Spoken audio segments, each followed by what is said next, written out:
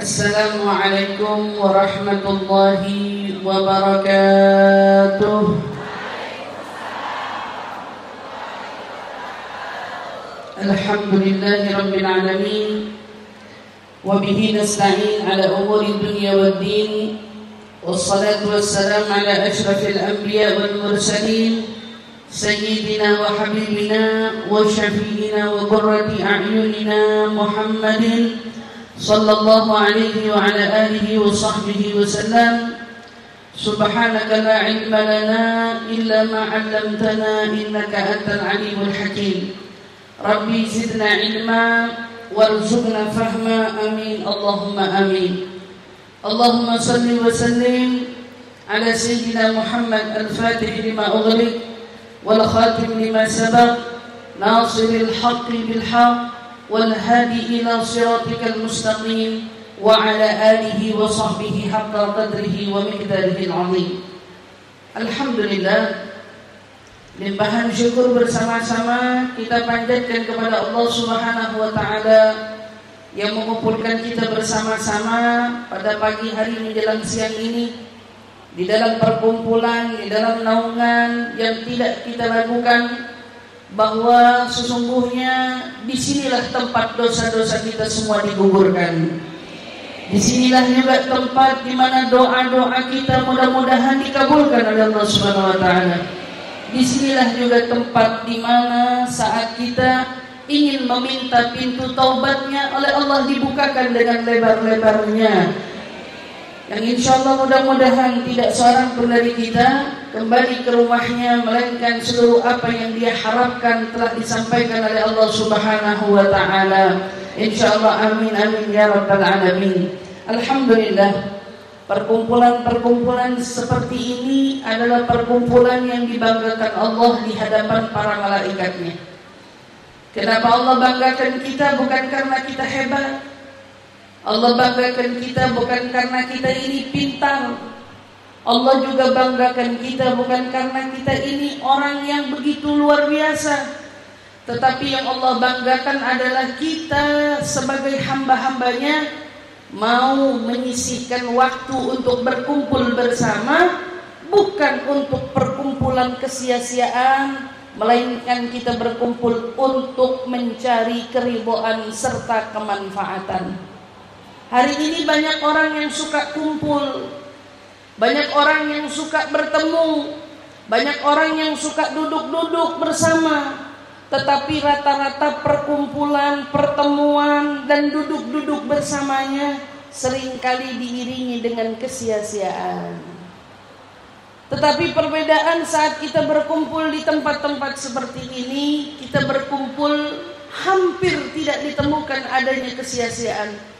Melainkan justru yang kita dapat dengan kumpulnya kita di sini, kita meraih banyak kebesaran pahala dari Allah Subhanahu wa taala yang tidak bisa kita dapatkan walaupun kita menghamba seutuhnya kepadanya. Pahala berkumpul dalam menyebut nama Allah, pahala berkumpul dalam mengkaji ilmu-ilmu ajaran Rasulullah yang gak bisa kita kerjain di rumah kita sendiri. Ada gak dari kita yang bisa ngerjain sholat 1000 rakaat di rumahnya? Kadang-kadang kalau lagi datang Ramadan 23 rakaat aja keteteran kita kerjakan. Ada gak dari kita yang dalam satu waktu, dalam satu hari bisa menengok 1000 orang sakit? Hampir bisa kita katakan gak bisa kita kerjain semua itu di rumah. Walaupun kita pergi hari ini ke rumah sakit, barangkali satu rumah sakit tidak kita jumpai ada 1000 orang yang sakit di dalam sana. Begitu juga kalaupun hari ini kita menengok ada orang yang meninggal dunia, tidak kita bisa dapati ada 1000 orang yang meninggal semua-muanya kita datangi. Tetapi hanya dengan datang duduk di majelis kebaikan seperti ini, Allah anugerahkan kepada kita pahala yang lebih utama daripada sholat 1000 rakaat. pahala yang lebih utama daripada menjenguk 1000 orang sakit, pahala yang lebih utama daripada kita menengok 1000 orang yang wafat. Subhanallah. Ini pahala gak bisa didapat hanya dengan kita duduk berkumpul dengan orang-orang biasa di rumah. Tetapi justru pahala ini didapat dengan kita mau berkumpul bersama-sama dalam mengagungkan Allah, mengagungkan Rasulullah, bermunajat kepada Allah, berwasilah dengan Rasulullah sallallahu alaihi wasallam, dan ditambah dengan kita yang duduk mencari ilmu yang diajarkan oleh Rasulullah sallallahu alaihi wasallam. Alhamdulillah. Kalau dengar kota Sampit ini seringkali dikenal dengan kota pecinta. Seringkali dikenal dengan kota yang katanya begitu cinta. Jangankan kepada Allah dan Rasulnya, bahkan kota ini dikenal dengan kota yang mencintai keturunan Rasulullah sallallahu alaihi wasallam. Dan kota ini ataupun kota-kota sekitarnya menjadi barokah lantaran bagaimana muamalah mereka mengagumi daripada keturunan Nabi Muhammad sallallahu alaihi wasallam. Kota ini dikenal dengan julukan semacam itu, maka patutnya kepada seluruh warga-warga yang tinggal di kota Sampit, sama-sama kita bermutolaah, mengulas kembali yang ada pada diri kita. Apakah sematan orang-orang yang selama ini orang-orang anggap bahwa kalau warga Sampit itu pecinta, warga Sampit itu betul-betul pengagum, warga Sampit itu betul-betul adalah muhibbin, maka sama-sama kita telaah muhibbin, pecinta, pengagum yang sudah selama ini begitu melekat pada diri kita, apakah itu sesuai dengan apa yang dipinta oleh Nabi Muhammad? Karena kalau boleh jujur, apalah arti menjadi seorang pengagum? Apalah juga arti hanya menjadi seorang pecinta atau yang dijuluki sebagai para muhibbin, kalau kita tidak benar-benar bisa menjadi teladan, tidak bisa mengikuti jejak, tidak betul-betul bisa mengikuti bagaimana panutan kita yang sesungguhnya. Ada orang datang kepada Nabi kita, seorang wanita, "Ya Rasulullah, kami ini pengen betul mengikuti jejakmu. Tetapi permasalahannya ada beberapa yang kau perbuat yang tidak bisa kami lakukan. Maka sebagai kami orang-orang wanita ingin mengambil pahala untuk bisa betul-betul di dalam meneladanimu, apa yang harus kami lakukan?" Karena dulu di zaman Rasul perempuan pengen betul-betul menjadi seorang pecinta yang juga bisa meneladani orang yang dicinta. Mereka tidak puas hanya dengan mencinta, tetapi justru rasa cinta mereka terpuaskan jika mereka sudah betul-betul bisa mengikuti jejak orang yang mereka cinta. Banyak orang hari ini mengaku cinta, tetapi mereka hanya terpuaskan dengan rasa cintanya. Rasa cintanya tidak benar-benar mendorong mereka ingin menjadi orang-orang yang meneladani orang yang dicintanya. Sementara Nabi sallallahu alaihi wasallam menjadikan salah satu syarat daripada bukti cinta itu ada di dalam mengikuti jejak yang dicinta. Kata Nabi, "Man ata'ani faqad ahabbani wa man ahabbani kana ma'i fil jannah." Siapa orang yang taat padaku berarti dia cinta kepadaku. Berarti kuncinya taat, ngikut. Siapa yang ngikut nanti dia menjadi pecinta. Siapa yang sudah punya pecinta statusnya dia berarti bersama dengan saya di surga. Jangan dibalik. Kalau hari ini orang balik, menjadi pecinta tapi tak jadi pengikut setia. Menjadi pecinta saja tetapi tidak menjadi orang yang meneladani yang dicinta. Berarti kan ini sudah keluar dari konteks yang semestinya. Harusnya kalau memang cinta pasti ngikut. Kalau benar dia itu cinta, pasti dijadikan yang dicintanya sebagai teladan. Maka kalau kita mengaku cinta kepada Nabi, benar, sama kayak itu orang yang datang ke Nabi, Rasul, aku nih cinta padamu, pengen mengikuti semua jejakmu, tapi kami ini terbatas. Kami perempuan. Ada beberapa yang kau lakukan yang tidak bisa kami lakukan. Padahal kami juga pengen dapat pahalanya. Ini baru pengakuan cinta yang benar gitu ya. Apa yang dikatakan oleh Nabi SAW? Fatimah bid'atun minni. Fatimah itu belahan jiwaku, bagian daripada aku. Barang siapa orang yang cinta dengan Fatimah, berarti dia cinta kepadaku. Barang siapa orang yang melukai Fatimah, sama dengan dia pun melukai aku. Maka di dalam hadis ini ada satu penekanan yang Nabi katakan, bahwa Nabi itu menyebut Fatimah adalah bagian daripada aku.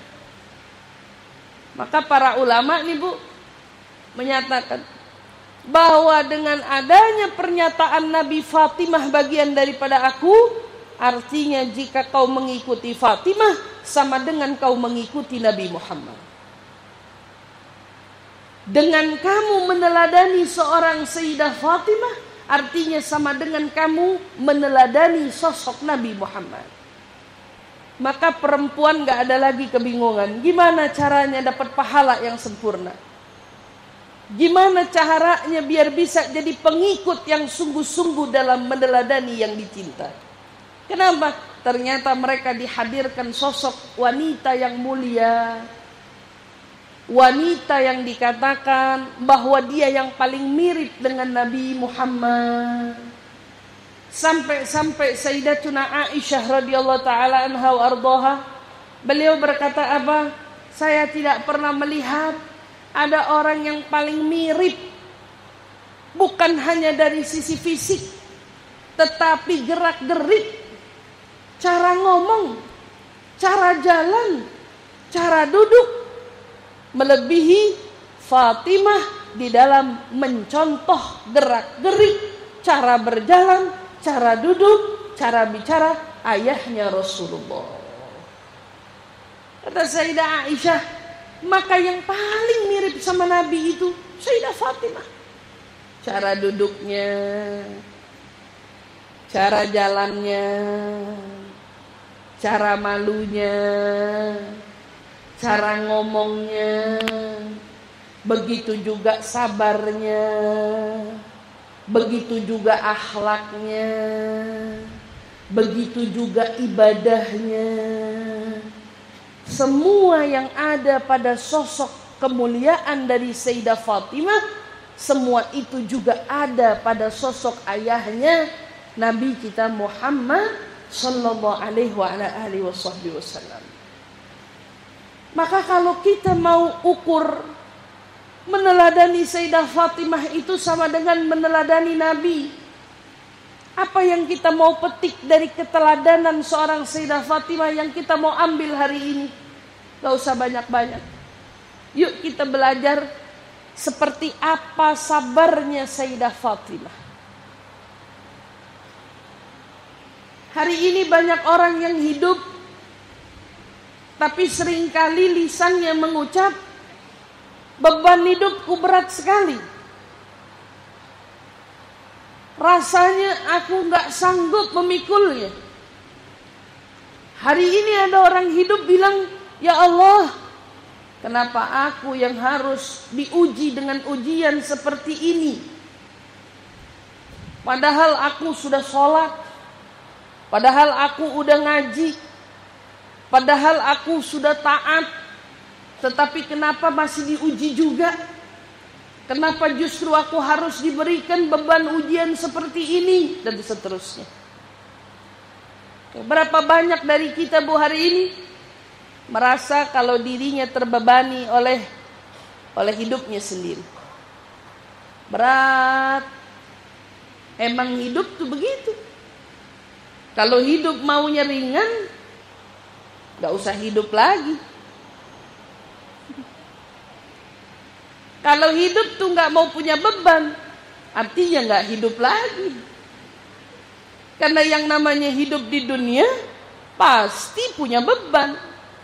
Makanya Allah Subhanahu wa taala katakan bahwa sesungguhnya bagi kita yang hidup, la yukallifullahu nafsan illa wus'aha. Saya nggak pernah memberatkan jiwa yang masih hidup ini, nafsan illa wus'aha, kata Allah, kecuali yang aku berikan pasti dia mampu, pasti dia sanggup. Hari ini kita diuji dengan ujian apapun, mau ujian keluarga, mau ujian pasangan, mau ujian ekonomi keuangan, mau ujian keturunan, apapun ujiannya, pada saat Allah titipkan kita ujian, Allah juga titipkan kemampuan. Allah gak mungkin cuman kasih ujian tapi gak ada kemampuannya, gak mungkin. Karena bunyi ayatnya, la yukallifullahu nafsan illa wus'aha. Pada hafal ya. Maka coba kita lihat, kita punya potret. Ibu tahu, kalau kita lagi dalam kesulitan, enaknya dengar orang yang sama-sama ngerasain sulit. Kenapa? Karena kalau kita lagi sulit, juga dengar ada yang sulit, nggak tahu kenapa kita jadi ringan. Oh, kamu juga sama ternyata. Ternyata saya nggak sendirian. Kamu juga ternyata sama-sama juga. Ada istri curhat sama temennya. Saya mau curhat dong. Curhat apa? Saya punya suami. Suami saya megelin. Ini teman yang dicurhatin senyum. Kamu kok sama sih sama saya? Ini kan lagi curhat.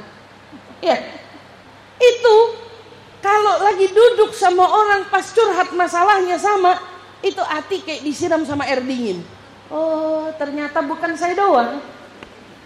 Ada juga yang merasakan hal yang serupa. Beda sama orang yang cerita. Mau cerita dong, cerita apa? Saya punya suami saya megelin. Temennya bilang, kesian banget kamu. Wah, itu beban banget itu. Kalau digituin, kesian banget kamu. Yang sabar ya. Yang sabar.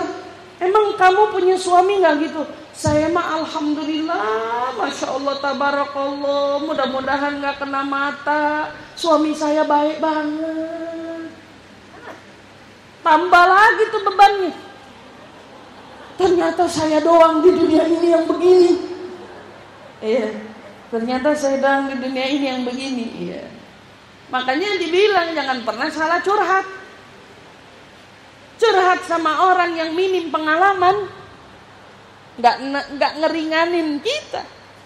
Tapi kalau curhat sama orang yang punya banyak pengalaman, setidaknya dia tidak merasakan hal yang sama.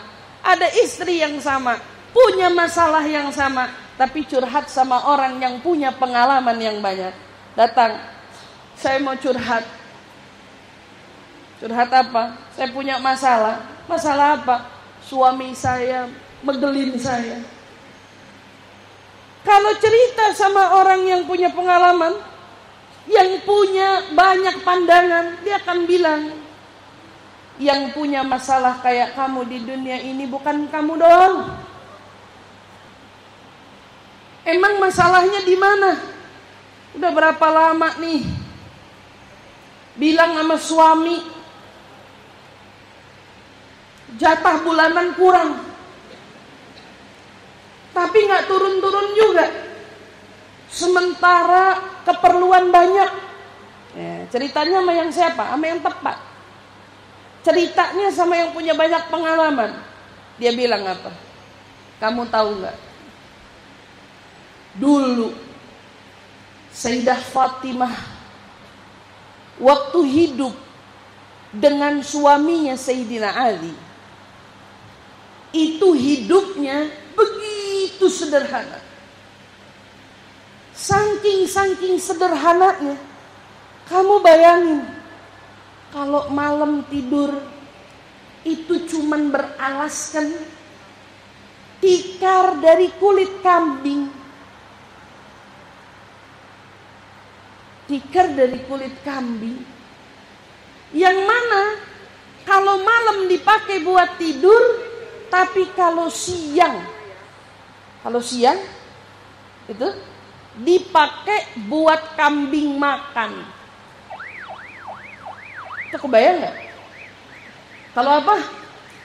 Kalau malam dipakai buat alas tidur, tapi kalau siang dipakai buat kambing makan, dipakai buat ngurus kambing.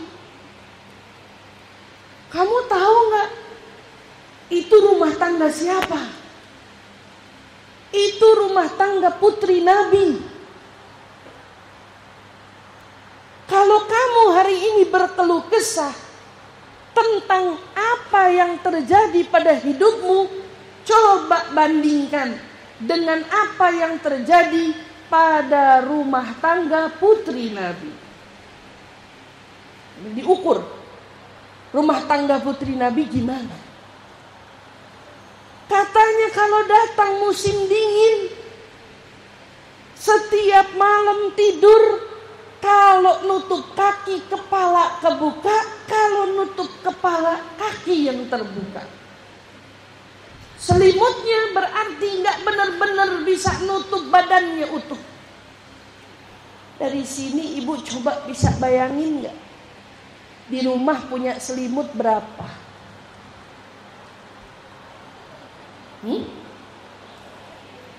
Di rumah punya selimut berapa? Di rumah ada kipas angin ditambah mungkin dengan penyejuk ruangan. Kita bisa tidur dengan penuh kenikmatan. Bantalnya dilapis dengan spray yang enak, bukan main. Tapi coba bayangin dengan rumah tangga putri Nabi.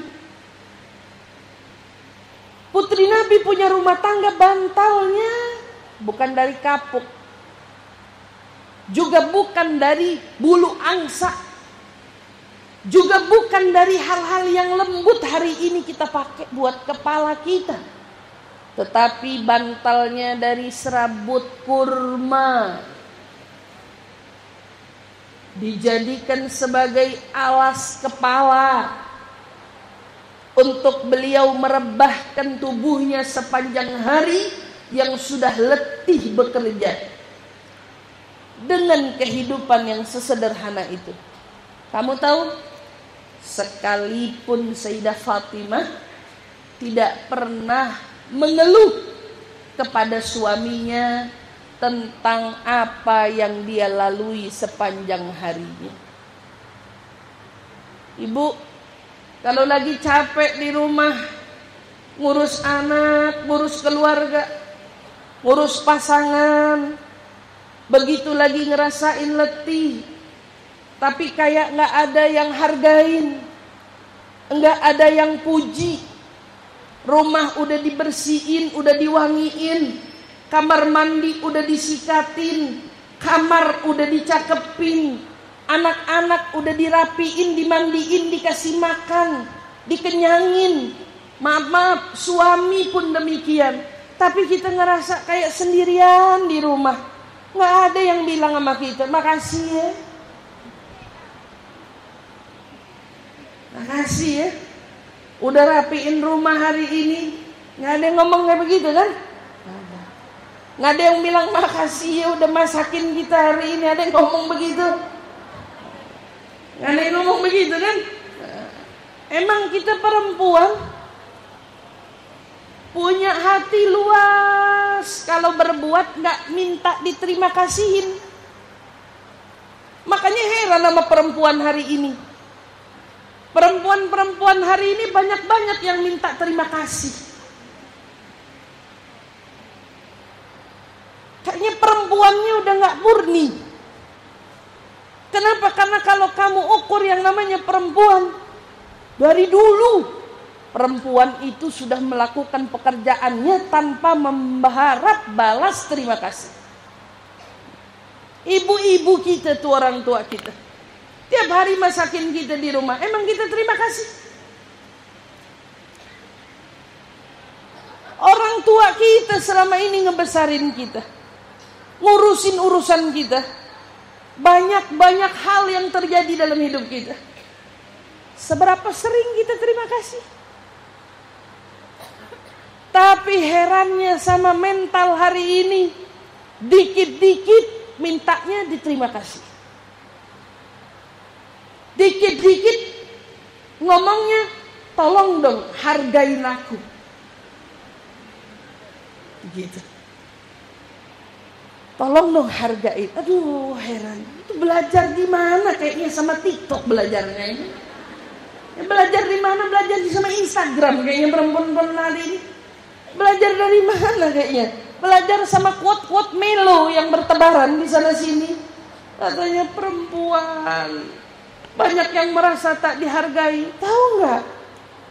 Kenapa Allah kasih perempuan kesanggupan melahirkan? Padahal yang namanya ngelahirin itu pertaruhannya nyawa. Setiap ibu yang melahirkan sudah siap menerima konsekuensi kalau habis melahirkan barangkali nggak punya nyawa. Ada ibu yang dari lahir begitu peluk-peluk anaknya, udah gede berani macem-macem, awas ya. Ngutang nyawa kau sama ibu. Ada orang tua yang begitu. Atau justru dia yang menyedihkan penyebab pertaruhannya nyawa, malah begitu lahir dipeluk-peluk, dicium-cium. Coba kalau hari ini ada orang sengaja bikin nyawa kita terancam. Ada orang mengancam nyawa kita hari ini. Bisa kita peluk-peluk dia? Bisa kita cium-cium dia? Hah? Gak ada. Tapi lihat perempuan, saat Allah anugerahkan keturunan, dia yang menjadikan pertaruhan nyawa. Begitu lahir, dia yang gak bisa tidur, dia yang sibuk ngurusin anaknya, dia yang cium-cium bayinya. Kalau bayinya kenapa-napa dibilang, ya Allah, pileknya buat saya aja, jangan buat dia. Kalau anaknya demam berkepanjangan, ya Allah demamnya buat saya aja, jangan buat dia. Padahal nih anak yang jadi penyebab bersimbahnya darah, pertaruhan nyawa. Tetapi kenapa orang tua gak ada yang bisa bilang sama anaknya, kamu punya hutang budi ya sama mama? Enggak. Kenapa? Karena ibu ataupun perempuan didesain sama Allah menjadi wanita yang tidak haus akan terima kasih siapa-siapa. Jadi kalau suami gak terima kasih, gak baper. Kalau anak juga gak terima kasih, dia tetap juga gak baper. Kenapa? Karena Allah sudah berikan kekuatan sama dia untuk tidak mengharap terima kasih siapa-siapa. Kalau diterima kasihin, alhamdulillah. Ada suami tiba-tiba gak ada angin, gak ada hujan, bilang, makasih ya kamu udah sabar ngadepin saya selama ini. Ibu pergi ambil sejadah sujud, ya Allah, terima kasih banyak. Kau anugerahkan saya suami yang berterima kasih sama saya. Makasih ya Allah. Enak. Nggak ada juga yang terima kasih. Ambil sejadah, ya Allah, aku nggak minta terima kasih suami. Aku nggak minta terima kasih anak-anak. Aku nggak minta terima kasih saudara-saudaraku. Aku nggak minta terima kasih teman-temanku. Aku nggak minta terima kasih siapa-siapa. Aku cuma minta balasan rahmatmu kepadaku, ya Allah. Aku cuma minta ampunanmu kepadaku, ya Allah. Aku cuma minta saat-saat di mana aku butuh pada kasih sayangmu, berikan aku kasih sayangmu itu, ya Allah. Kapan kita butuh kasih sayang Allah? Hidup, waktu wafat, waktu masuk ke liang lahat, waktu kita dibangkitkan, kita butuh kasih sayang Allah. Lebih dari kita butuh kasih sayang suami, lebih dari kita butuh kasih sayang anak-anak kita. Makanya Sayyidah Fatimah Zahra radhiyallahu ta'ala anha wardaha sabar seumur hidup, nggak pernah nuntut. Wahai Ali, kamu nih nikahin putrinya siapa? Udah tahu saya nih putrinya pemimpin para nabi, putri yang pegang kunci surga. Pantes nggak kalau saya nggak makan berhari-hari? Nggak pernah. Kalau Sayyidina Ali pulang bawa makanan, makan Sayyidah Fatimah. Disambut pemberian suaminya itu dengan penuh sukacita. Kalaupun tidak, dia tetap sambut kedatangan suaminya dengan penuh senyuman bahagia di raut wajahnya. Kadang kalau kita begitu lagi dikasih, senyumnya lebar. Begitu lagi nggak dikasih, senyumnya ngumpet. Kan gitu. Belajar sabarnya Sayyidah Fatimah dalam kita meneladani akhlaknya. Sampai satu ketika, ibu tahu perempuan itu kan demennya bergaya. Perempuan itu kan senangnya hal-hal yang berbau keindahan. Itu kan perempuan. Perempuan emang dari sananya centil gitu ya. Emang seneng sama yang nama-namanya hiasan. Sayyidah Fatimah satu kali pernah pakai apa, Bu? Pakai gelang. Gelang. Ibu punya gelang? Ada berapa gelangnya? Punya kalung ada berapa kalungnya? Punya cincin ada berapa cincinnya? Gak kehitung mungkin rasanya gitu ya. Subhanallah, Sayyidah Fatimah pernah punya gelang. Dipakailah sama dia. Ternyata pada saat Sayyidah Fatimah pakai itu gelang, Nabi Muhammad mukanya berubah. Berhari-hari nggak nongol. Yang biasanya tiap hari mampir, tiap hari jenguk, tiap hari nengok. Tapi ini subhanallah, setelah Sayyidah Fatimah pakai itu gelang, Nabi nggak mampir-mampir, Nabi nggak nengok-nengok. Sampai Sayyidah Fatimah terus teringat, jangan-jangan ayahku tidak suka melihat aku memakai gelang. Dilepas gelangnya, dijual, uangnya disedekahkan kepada fakir miskin yang membutuhkan. Setelah dia lakukan itu, dia datang kepada ayahnya Nabi Muhammad.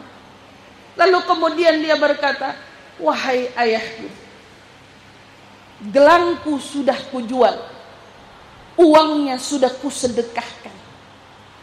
Seketika itu juga Nabi Muhammad langsung tersenyum lebar, didekati putri tercintanya, lalu dikecup keningnya, seraya mengatakan, hadza binti Muhammad, ini baru namanya anaknya Muhammad. Gak punya kalung gak apa-apa, gak punya gelang gak apa-apa, gak punya cincin gak apa-apa, barangkali gak punya baju mahal juga gak apa-apa. Tapi yang penting kita diaku sebagai umatnya Nabi Muhammad. Sayyidah Fatimah walaupun putri Nabi, tapi ngelihat raut Nabi punya wajah berubah sedikit aja, nggak tenang hidupnya. Nggak tenang hidupnya, Bu. Kita hidup punya teladan Sayyidah Fatimah. Sabarnya yang katanya setiap hari bertugas mengurus rumahnya tanpa bantuan siapapun. Beliau yang menyapu. Beliau juga yang mengambil air di dalam sumur. Beliau juga yang mengangkat embernya. Beliau juga harus mengulak gandum dengan tangannya. Gandum yang harus dihaluskan dengan penggiling yang dilakukan oleh tangannya. Mengadoni gandum dengan tangannya. Memasak roti di dalam tungku yang panas juga dengan tangannya. Semua dilakukan dengan penuh kerelaan dan kesabaran dalam menghadapi setiap mungkin kesulitan demi kesulitan di dalam kehidupannya. Siapa yang bisa meneladani Sayyidah Fatimah? Berarti dia cinta dengan Sayyidah Fatimah. Siapa yang bisa cinta dengan Sayyidah Fatimah? Berarti dia bakal sama-sama dengan Sayyidah Fatimah. Sama halnya, siapa yang bisa meneladani Nabi Muhammad, berarti dia cinta kepada Nabi Muhammad. Barang siapa yang bisa mencintai Nabi Muhammad, maka dia akan bersama dengan Nabi di surga.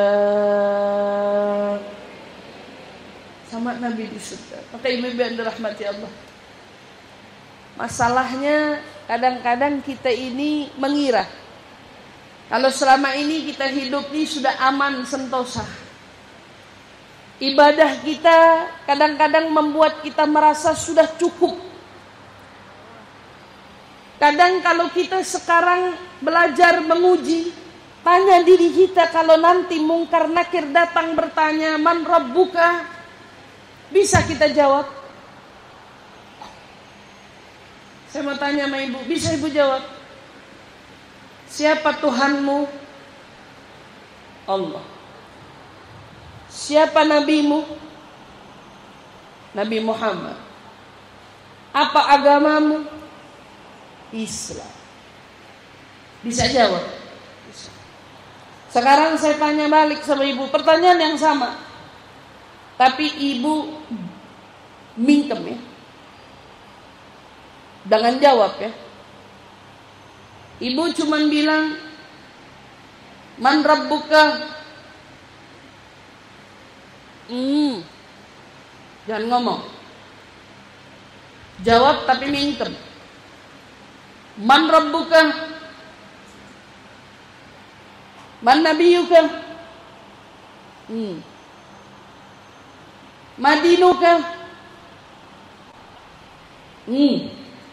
Yang kenceng.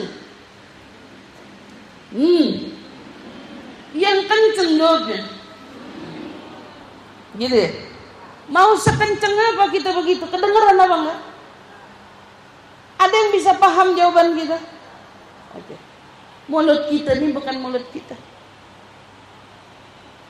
Mulut kita ini dikendalikan sama Allah. Pada saat kita ditanya sama Mungkar Nakir, Man Rabbuka? Kalau Allah bilang diam, mulut jangan jawab.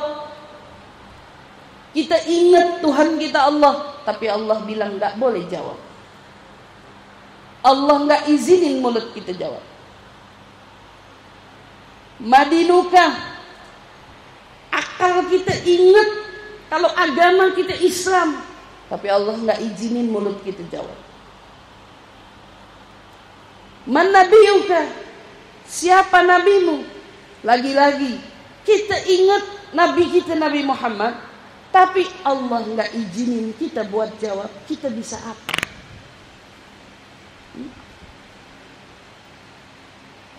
Hari ini kalau kita minta diri kita, ayo ucap 2 kalimat syahadat, asyhadu an la ilaha illallah wa asyhadu anna Muhammadan Rasulullah. Tapi masalahnya nanti kalau udah sakaratul maut, termasuk mulut kita dan lisan kita berada dalam genggamannya Allah. Kita nggak bisa jawab karena kita anggap kita bisa jawab. Kenapa? Karena mulut kita dikendalikan sama Allah. Kalau Allah perkenankan kita jawab, kita bisa jawab. Tapi kalau ternyata Allah tidak perkenankan kita untuk menjawab, bisa apa kita?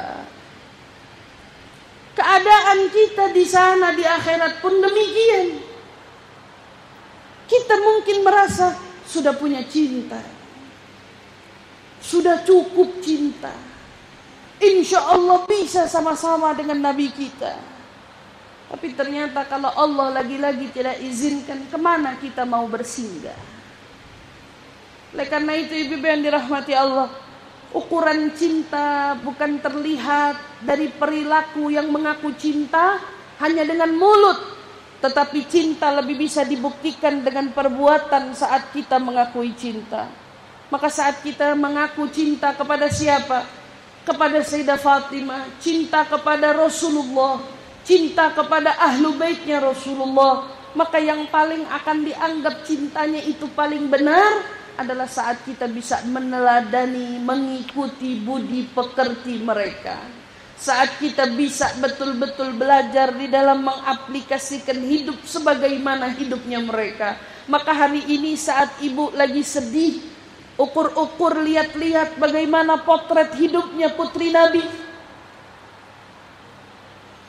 Ibu, Nabi Muhammad pernah 3 hari nangis, gak ada yang bisa bikin stop Nabi nangis. Gara-gara turun wahyu yang mengisahkan tentang keadaan umatnya Nabi nanti di akhirat. Nabi khawatir, Nabi bimbang, Nabi bingung akan nasib kita di sana. 3 hari beliau tidak keluar, 3 hari beliau berdiam diri di rumah. Sampai sahabat semua kelimpungan, tidak tahu lagi bagaimana membuat Nabi berhenti menangis.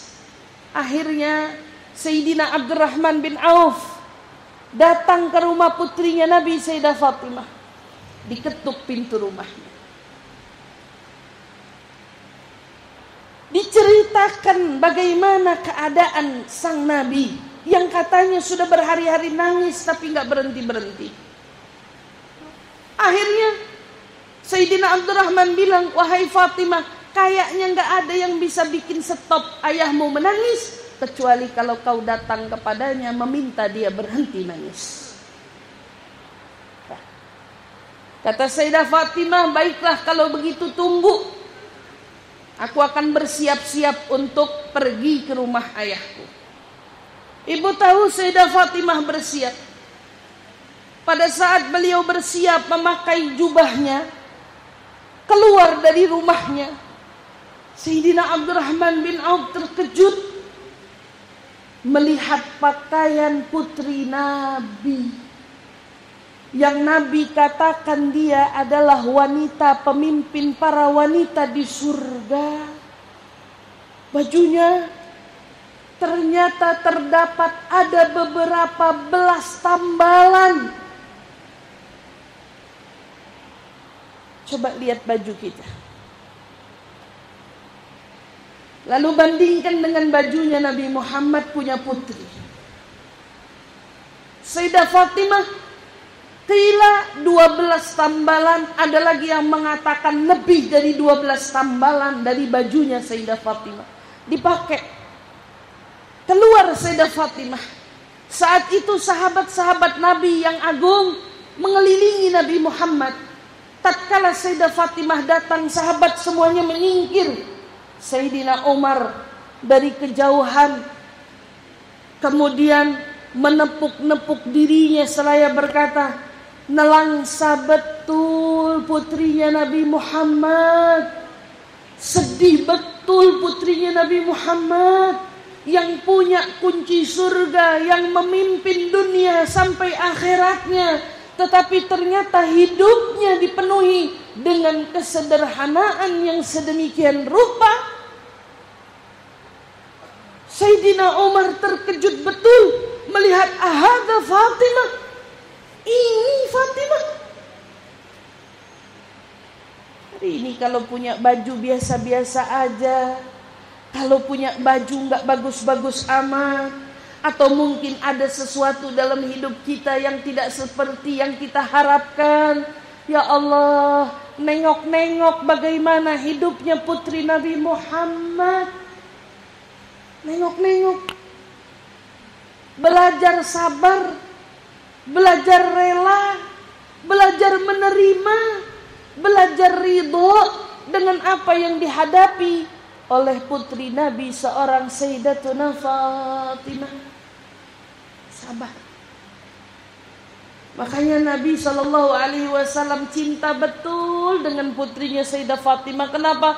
Karena nggak ada orang yang paling betul-betul bisa menjalankan hidup seperti yang Nabi pinta dan Nabi harap melebihi Sayyidatuna Fatimah, yang betul-betul hidupnya itu mau belajar dan meneladani sang ayahnya sendiri, yaitu Nabi kita Muhammad sallallahu alaihi wasallam. Ibu-ibu yang dirahmati Allah, kita datang ke sini mau cari barokah. Kita datang ke sini mau cari ridho. Kita datang ke sini juga mau ngambil hikmah, pelajaran dari yang kita dengar tentang Sayyidatuna Fatimah. Maka saya tekankan, saya ingatkan, kalau kita pulang ke rumah kita masing-masing, jangan lupa bawa satu pesan: belajar sabar dari sabarnya seorang Sayyidah Fatimah. Belajar ridho dari ridhonya seorang Sayyidah Fatimah. Belajar kuat dari kuatnya seorang Sayyidatuna Fatimah. Maka saat kita pulang, ya Allah, masalah apa yang kita hadapi hari ini jika dibandingkan dengan masalahnya seorang Sayyidah Fatimah? Kesulitan apa yang kita hadapi hari ini? Dari tekanan-tekanan kehidupan yang kita hadapi, semua gak akan pernah sebanding dengan tekanan dan kesulitan yang dihadapi oleh seorang Sayyidatuna Fatimah. Maka ingat, Sayyidah Fatimah pengen kumpul sama orang-orang yang cinta sama dia. Sayyidah Fatimah pengen kumpul sama orang-orang yang katanya di dunia mencintai dia.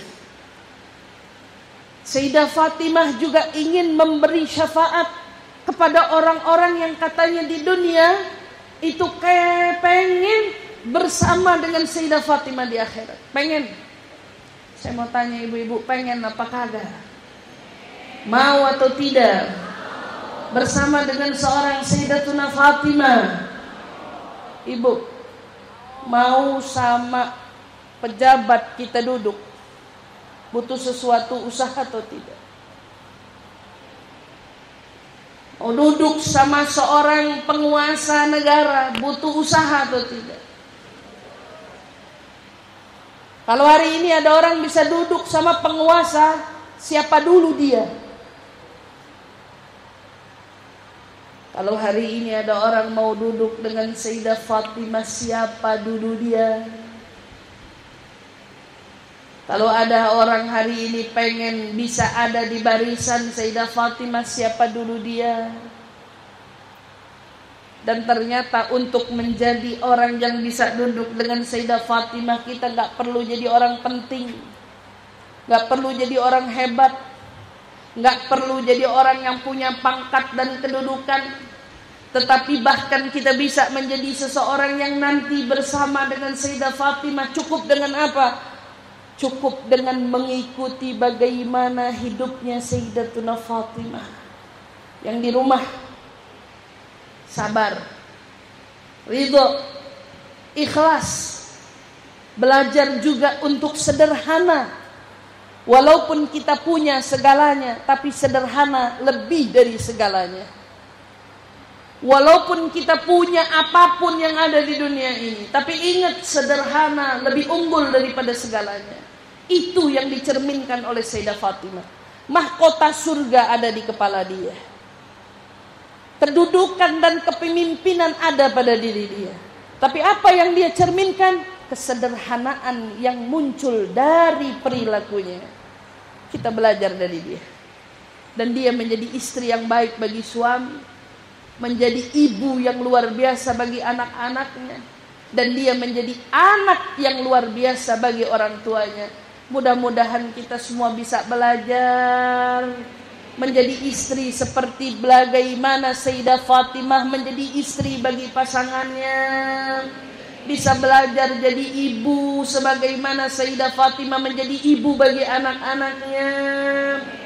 Belajar menjadi putri sebagaimana Sayyidah Fatimah memperlakukan dirinya di hadapan sang ayahandanya. Mudah-mudahan kita bisa belajar, tapi yang paling diharap ya Allah, kumpulkan kita dengan Sayyidah Fatimah. Kumpulkan kita dengan Sayyidah Fatimah. Pantaskan kita berada di barisan seorang Sayyidah Fatimah. Pantaskan kita bisa berada di dalam kelompok Sayyidatuna Fatimah. Hasyaki ya ummana tansina hadzal ghulam. Mustahil bagimu duhai wanita yang kudamba, duhai wanita yang kupuja, duhai ibuku yang kucinta, lupa kepada kita seorang pecinta yang mengaku cinta ini. Mustahil bagimu. Mustahil bagimu wahai ummi, mustahil bagimu duhai ibu untuk melupakan kita di sini yang hari ini mengaku cinta kepadamu. Maka ya Allah, dalam perkumpulan yang mulia ini kami semua memohon mengharap kepadamu ya Allah. Jangan lihat dosanya hati kami, jangan lihat bagaimana riasan diri kami, tapi ya Allah, lihatlah bahwa kami melangkah ke sini karena kami ingin belajar mencintai. Kami ingin belajar meneladani. Kami ingin belajar mengikuti. Maka lihatlah usaha kami yang hari ini sampai pada tempat ini. Kami ingin mencintai dengan sesungguhnya. Kami ingin mengikuti dengan semestinya. Kami ingin meladani dengan yang diharapkan kepada kami semua. Maka ya Allah, jangan pulangkan kami dari tempat ini, melainkan Kau sudah masukkan kami dalam kelompok pengikut setia Sayyidatuna Fatimah. Pengikut setianya Sayyidatuna Fatimah. Ya Allah, kalau ada di antara nama kami yang belum masuk dalam daftar bersama dengan Sayyidah Fatimah, jangan buat kami pulang dari tempat ini kecuali Engkau telah catat nama kami menjadi orang-orang yang bersama Sayyidah Fatimah. Ya Allah, kami yakin mahsyar akan menjadi lebih ringan jika kami berada dalam kelompok Sayyidah Fatimah. Ya Allah, kami yakin saat kami di mizan akan jauh lebih ringan jika kami bersama dengan Sayyidah Fatimah. Ya Allah, kami pun yakin akan lebih mudah melintasi jembatan sirat saat kami bersama dengan Sayyidah Fatimah. Ya Allah, kami pun merasakan begitu sangat nikmat jika kami masuk surga bersama dengan Sayyidah Fatimah. Ya Allah, dosa kami begitu banyak, salah dan kekurangan kami pun sangatlah banyak. Namun jangan halangi kami untuk bisa melihat wajah mulianya seorang Sayyidah Fatimah. Jangan halangi kami untuk bisa bersama dengan kelompoknya Sayyidah Fatimah. Ya Allah, di padang mahsyar diserukan, ya ahlal mahsyar, ghuddu absarakum wa ta'di'u ru'usakum fa inna Fatimah Muhammadin satamurru 'ala sirat. Di padang mahsyar diserukan, tundukkan kepala kalian, tutup mata kalian. Sesungguhnya Fatimah putri Nabi Muhammad akan melintasi jembatan sirat. Ya Allah, jadikan nama kami ada di antara yang melintas bersamanya ya Allah. Jadikan nama kami ada yang melintas bersama Sayyidah Fatimah ya Allah. Jadikan nama kami ada yang melintas bersama dengan Sayyidah Fatimah ya Allah. Allahumma ya Allah, harapan kami besar dengan permintaan kami yang kecil ini ya Allah. Harapan kami besar dengan anugerah-Mu yang besar. Anugerahkan kami hamba yang hina ini bisa bersama dengan manusia yang agung, Nabi Muhammad sallallahu alaihi wasallam. Ya Allah, jadikan kami orang-orang yang disyafaatinya. Jadikan kami orang-orang yang berada di dalam kelompoknya. Jadikan kami orang-orang yang pantas untuk meraih pertolongannya. Ya Allah, jika ada di antara kami yang selama ini membuat luka hati Nabi Muhammad, membuat sedih hati Nabi Muhammad, membuat sedih hati Sayyidatuna Fatimah, ya Allah, di tempat ini maafkan kami yang selama ini telah melukai perasaan Nabi Muhammad. Maafkan kami yang selama ini telah melukai hati seorang Sayyidah Fatimah. Ya Allah, maafkan semua dosa-dosa dan salah-salah kami ini, ya Allah. Ya Rabb, kabulkan permintaan kami. Yang sakit di antara kami, angkat sakit-sakitnya, ya Allah. Yang punya urusan di antara kami, permudah semua urusannya, ya Allah. Yang kesulitan di antara kami, angkat sulit-sulitnya, ya Allah. Kabulkan dari setiap hajat-hajat kami berkat keagungan dan kemuliaan Nabi Muhammad dengan Sayyidah Fatimah Zahra. Rabbana la tuzigh qulubana ba'da idh hadaitana وهب لنا من لدنك رحمة إنك أنت الوهاب ربنا آتنا في الدنيا حسنة وفي الآخرة حسنة وقنا عذاب النار وأدخلنا يا رب جنة مع الأبرار يا عزيز يا غفار سبحان ربك رب العزة عما يصفون وسلام على المرسلين والحمد لله رب العالمين